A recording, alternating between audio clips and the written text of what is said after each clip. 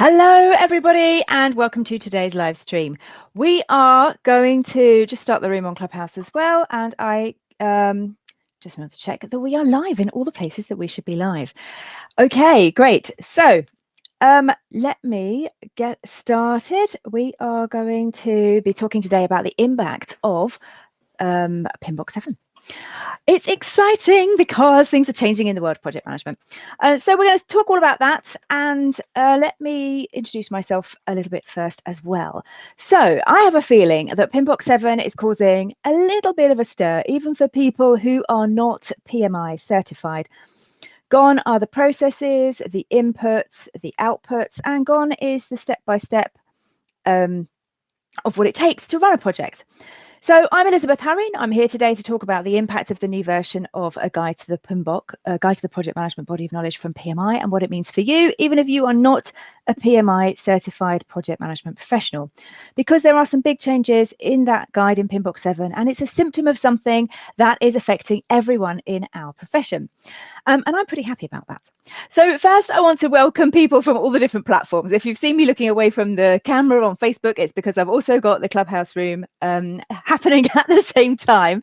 And we should be live on Facebook and also live on YouTube too.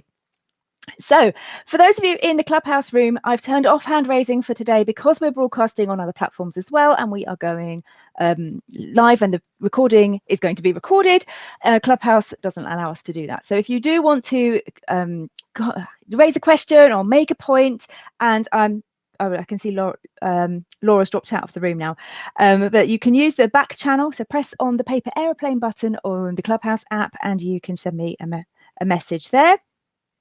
And if you are joining us on Facebook, you will be able to add a Facebook comment. That's great too. And if you're joining us on YouTube, you can add comments underneath the video. So welcome to all the people from all the places. And it's lovely to see so many faces that I know and people here.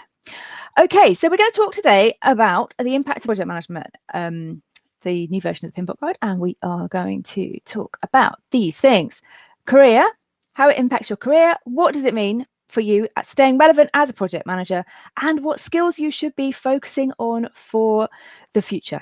So where are we going in the future? What should we be doing? And where we're going to talk about all of those things. Okay, so let's stay tuned as well, because I've got something else at the end that I'm going to be sharing with you. Right, as I said, I'm pretty happy about the way that the Project Management Institute and project management as a profession is going, and the changes that PMBOK 7 represent. I think it's taken a very long time for some professional bodies to recognise the shift that as working project managers, we've probably all felt and understood and what's happening in the industry. So we're affected by that in various different ways. However, I think a lot of people might feel like they've just had their comfort blanket ripped away from them, because if you subscribe to the PMI way of getting things done, the old PMBOK guide, PMBOK 6, set out a range of practices, processes, tools, techniques, all that kind of stuff. So how are you supposed to get projects done if you don't have that step-by-step process anymore? How are you going to talk to stakeholders if you don't have a process for doing it? And will the world end if I update my risk register at the wrong time and it's not quite in the right step of the process? Well, I've read PMBOK 7 and I have managed projects perfectly well without ever using any of the versions of the PMBOK guide or any of the PMI processes verbatim. And I can tell you the world will not end if you update your risk register at the wrong time. The great thing about the PMBOK 7 is the old ways are still referenced. So if you do feel like you would benefit from understanding and using those processes, they have not been taken away. They are still there, the knowledge areas are still referenced, and the processes get a passing mention as tools that you can use. All of it is still available in PMI Standards Plus, reference to the 6th edition. So people who need that comfort blanket have it, they can sleep easy. But what we're seeing with PMBOK 7 is an evolution of what it really takes to be a project manager, to drive project management forward as a profession. And I think that's fantastic. The role of the project manager is getting broader all the time. In the Future Skills workshop that I taught recently, we uncovered the skills that executives want project managers to have, and they are not even project related skills. So they are general management and leadership stuff.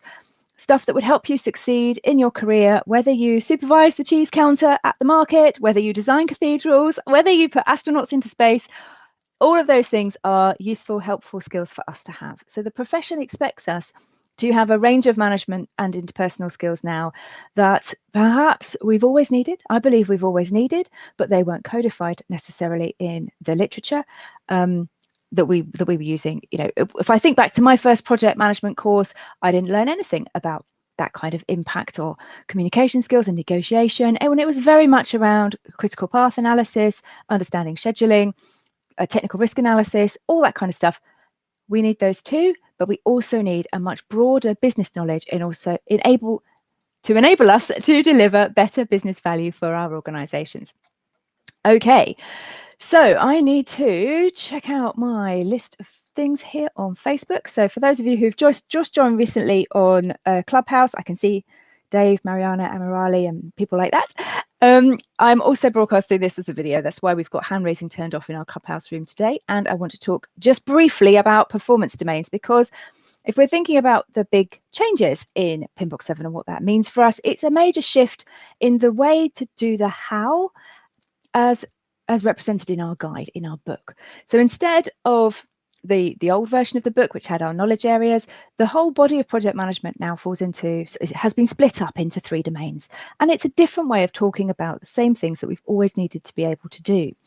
So there are 3 performance domains set out in the PMBOK guide, and they are defined as, I'll read you the definition, a high-level knowledge area that is essential to the practice of project management. So it's a very much sort of elevating up all the things that we do to the next level and crystallizing the importance of these different things. The 3 domains that we have in project management are people, process, and business environment. And within each of those domains, you carry out a range of tasks. You do go about your life as a project manager, and there'll be different things that will fall into that area of responsibility. And the big thing to note here is that those performance domains apply regardless of your methodology. So you could be Scrum, you could be doing another type of Agile, you could be hybrid, you could be working in a environment that does some projects with waterfall or iterative methodologies, some following DSDM, and being able to understand people, processes, and the business environment are important to all of those. Okay, so what does the first domain look like? The first domain is our people domain. And it's the people skills. Unsurprisingly, you can kind of tell by the name, they're the softer skills required to be a good project manager. So all the things that we would think of perhaps as interpersonal skills, or Steve Wake calls them fusion skills. Here in the UK, there's a fusion skills government project looking at how do we make sure that people are employable and coming out of education with a range of interpersonal skills that will help them succeed at the workplace.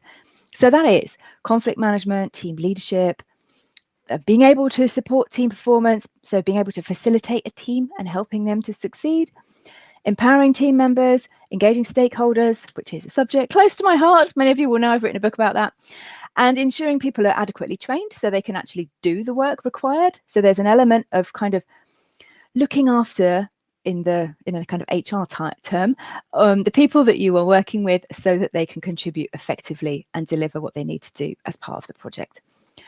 Then we've got other stuff, all the collaboration, facilitation, virtual team leadership, building a shared understanding and creating a common vision so people know where they're going with this project. All that kind of stuff falls into that people domain.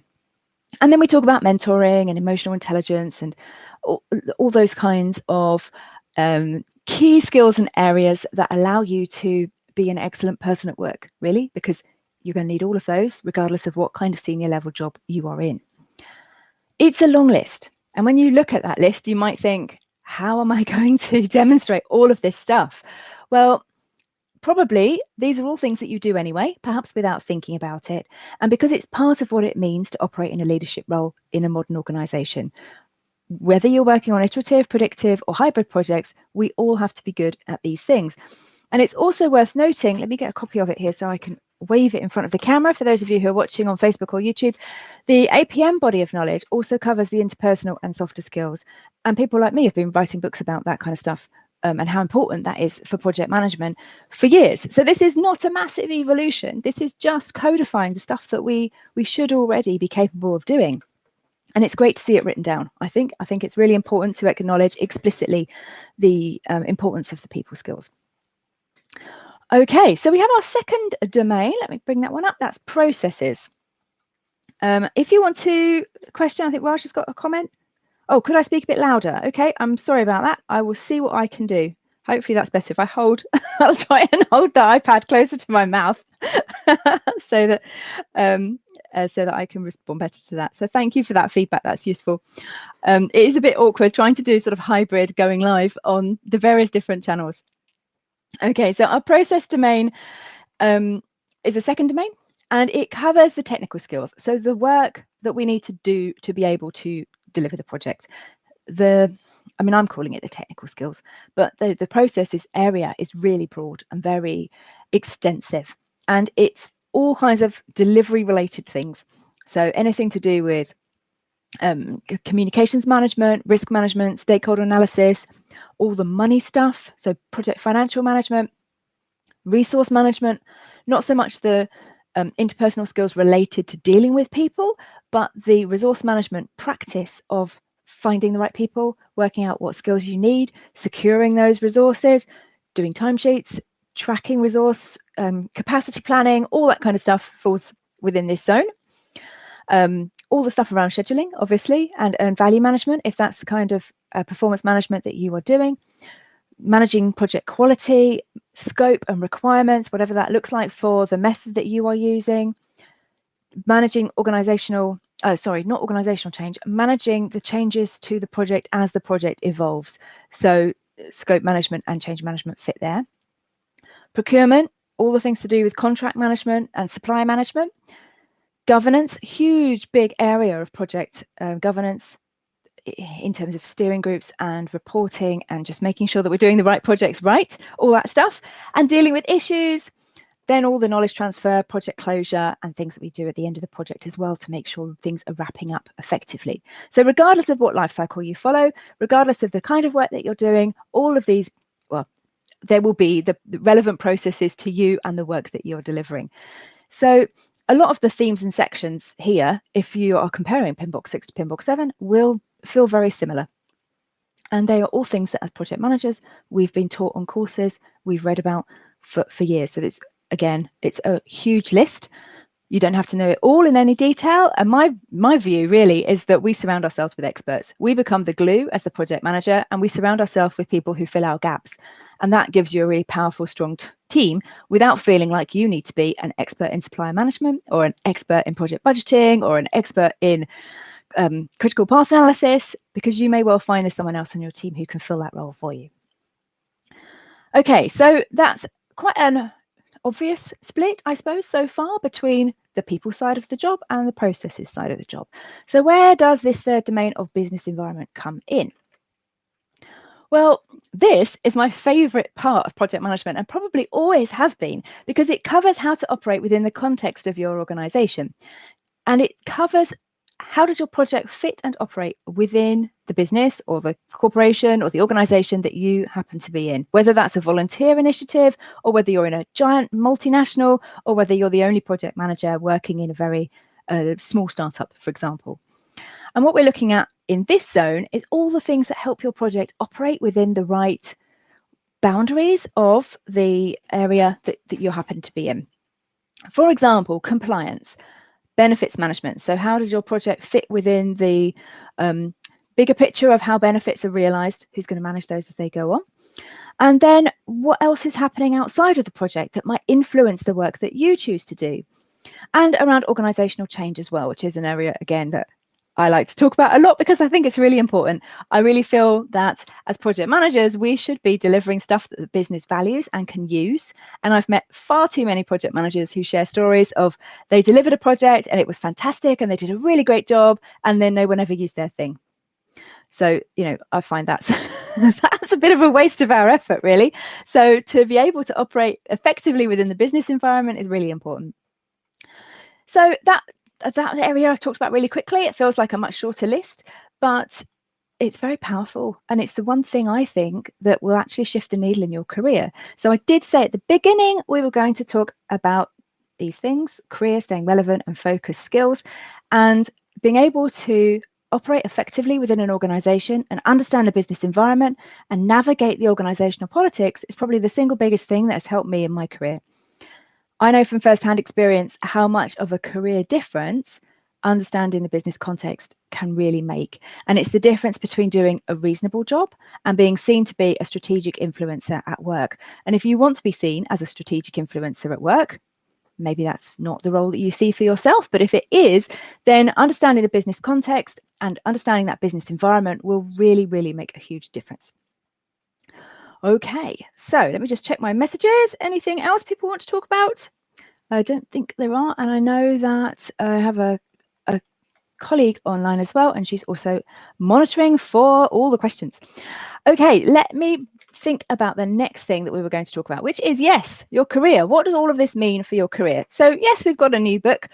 Fine, it's very interesting, but I'm interested in what does it mean for me in my job? And as a project manager, I'm expected to do a lot, you're expected to do a lot, and to be a lot, and to show a lot of skills. And you can see that in the structure of the new PMBOK guide, in the competency framework from APM.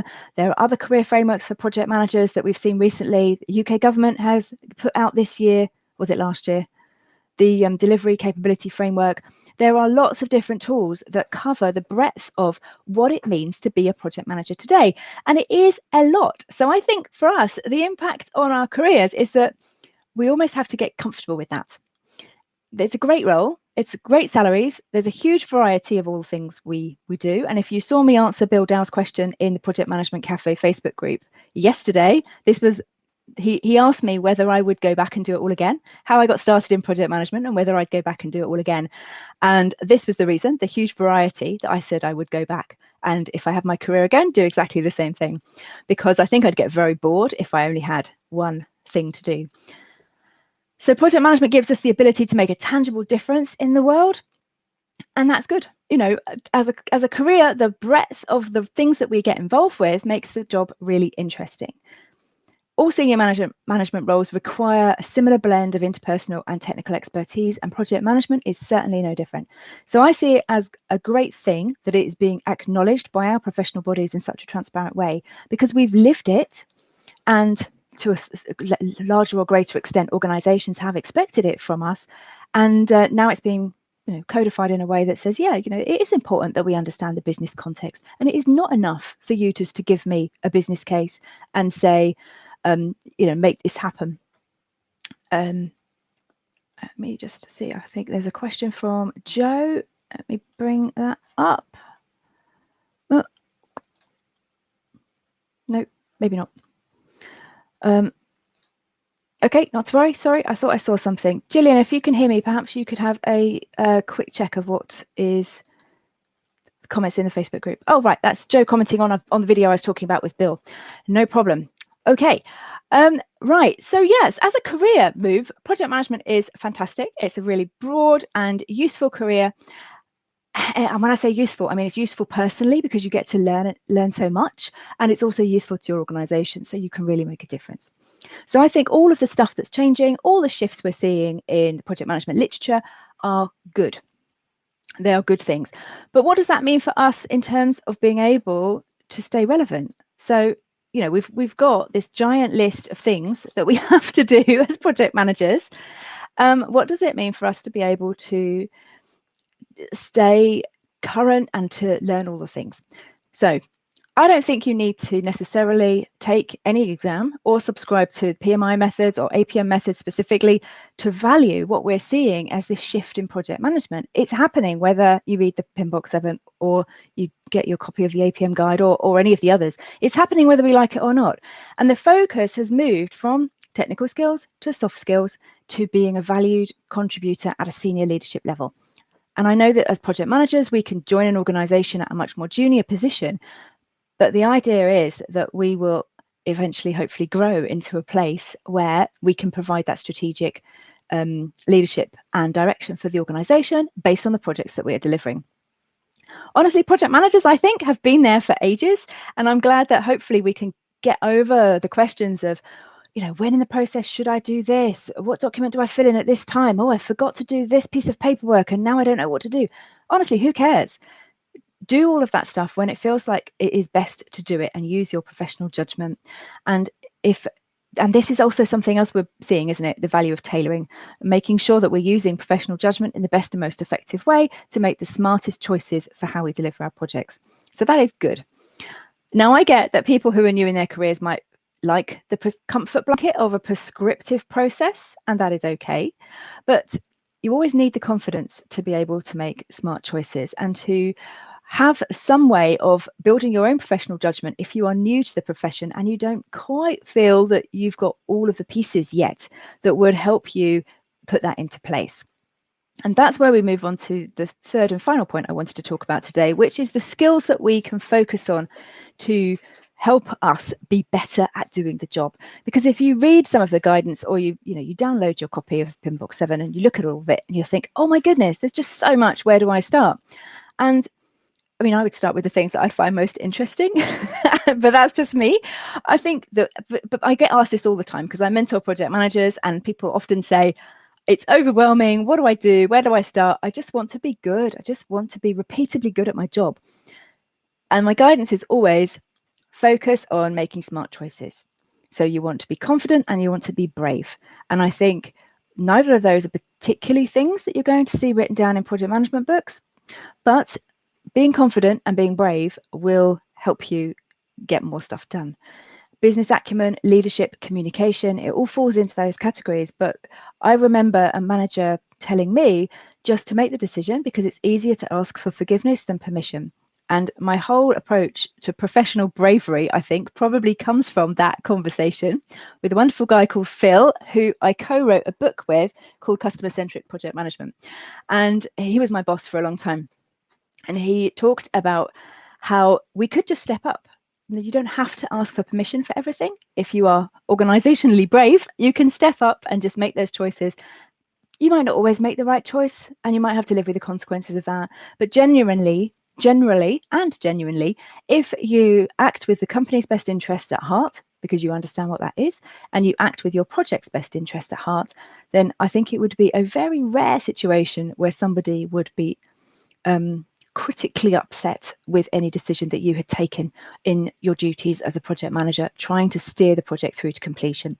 So I think there's a lot to be said for just stepping up and stepping out of the role of project manager as secretary and into the role of project manager as strategic leader. But the thing is, nobody will tell you that. Your boss won't ask you to do that. You have to find that position for yourself. Another person, I've written it on my whiteboard actually up here, but I don't know where I heard it. It says it's less about the eggs and more about the cracking.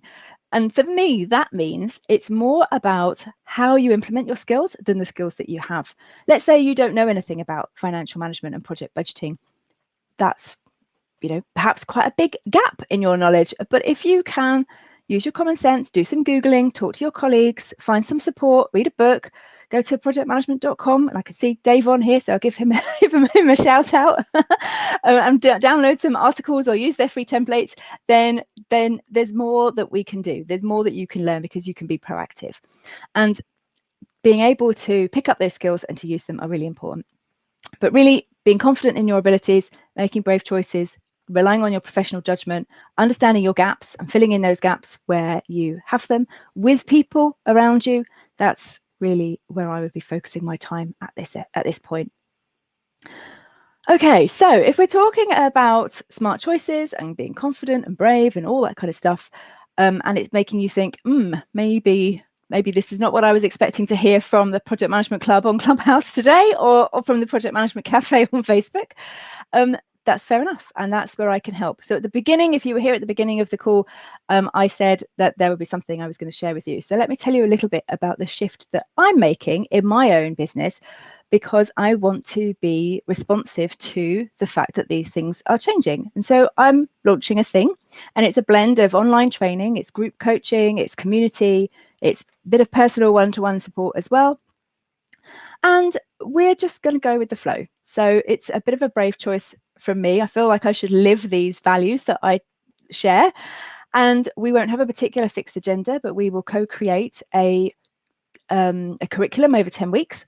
We will learn, we'll grow, we'll have weekly calls, we'll have some one-to-one time, we'll have accountability, and also a blend of online training as well. So if the community says we want a seminar on change management because it's really interesting, we'll be a small group, so we can pretty much do whatever we like. And so if you're watching us on Facebook, I have put that URL. It's girlsguidetopm.com/camp. Did I say that too fast? girlsguidetopm.com/camp. Because it's autumn and because it feels like we should be doing some kind of campfire conversation. So I decided I was going to call it a camp. And also because in my other job, if you check my Clubhouse profile, you can tap on my face and scroll down the bottom. I'm an administrator of a forest school website because that's another part of our family business. So we do a lot of outdoorsy stuff. And camp just seemed to fit. It just seemed to be nice. So if we're going to be responsive to the needs of our stakeholder community and lead projects in this broad way, in an inclusive way, and bring all of those domains, all of those skills in and still not feel overwhelmed at the end of the day, I want to model that. I want to be able to give people a platform to be able to practice and to learn and to look and understand what their gaps might be and to think over 10 weeks what they can do to get better at doing those things. So I'm looking for some people who are willing to come and be part of that group, who want to learn more and develop their careers, perhaps even if they don't quite know where their career might end up going. And I'm going to show up each week to support that group community the best way that I can for 10 weeks. And I think I'll find that a useful learning experience, and I'm pretty sure the participants will as well. So if that sounds interesting, you can message me. You can do it through the back channel on Clubhouse. You can do it through Instagram messaging. I'm on LinkedIn. I'm on Facebook. I'm in all of the usual places with various usernames, but I'm sure you'll find me because if that sounds interesting, I would love to tell you a little bit more about Project Management Camp and what that's going to be like. Right, I realise I've been talking for quite a long time today, so thank you very much for watching or for listening and tuning in, and I will hopefully see you in my next room. So for those of you on Clubhouse, thank you very much. I'm going to duck out and close the room now. Thank you for listening. If you want to join the Project Management Club so you get notified of other conversations like this, you can click on the greenhouse at the top of the room. And if you're on Facebook and you're interested in joining us in Clubhouse, then I'll share the link to that as well. And vice versa, if any of the Clubhouse people want to find out about the Project Management Cafe Facebook group, then message me. I can send you the link to that. Or you could just go to Facebook and type in Project Management Cafe and it will come up because it's at the top. But if you need an invite to Clubhouse, I have plenty. So I can share those with anyone who's listening who needs access to our Project Management Club on Clubhouse. All right. Thank you for bearing with me while I've done this kind of hybrid Clubhouse and Facebook live session thing.